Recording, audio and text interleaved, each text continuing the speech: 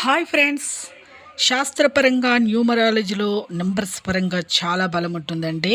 ప్రతి ఒక్కరి జీవితంలో ఎన్నో కష్టాలు వస్తాయి, లాభ నష్టాలు జరుగుతాయి. ప్రతి ఒక్కరికి ఏదో ఒక కోరిక అనేది ఉంటుంది.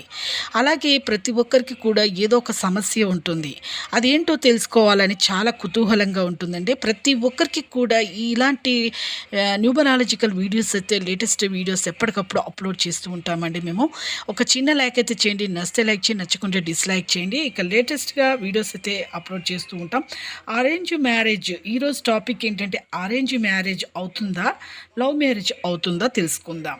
అరేంజ్ మ్యారేజ్ ఎవరెవరికి అవుతుందో ఈ నెంబర్స్లో మనం చూద్దాం. ఎవరైతే నెంబర్ని, దైవాన్ని, మీ ఇష్ట దైవాన్ని తలుచుకొని టచ్ చేయండి.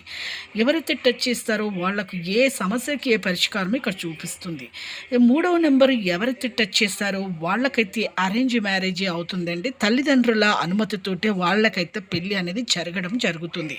అలాగే ఐదవ నెంబర్ ఎవరైతే టచ్ చేస్తారో వాళ్ళకైతే వీళ్ళకు మేనరికం సంబంధం అనేది కుదురుతుంది. వీళ్ళకు మేనరికంగా ఎవరైతే వీళ్ళకు వివాహం అనేది ఉందో వాళ్ళకైతే మేనరికము అంటే మేనరికం పెళ్ళిళ్ళు అయితే ఖచ్చితంగా జరుగుతాయి.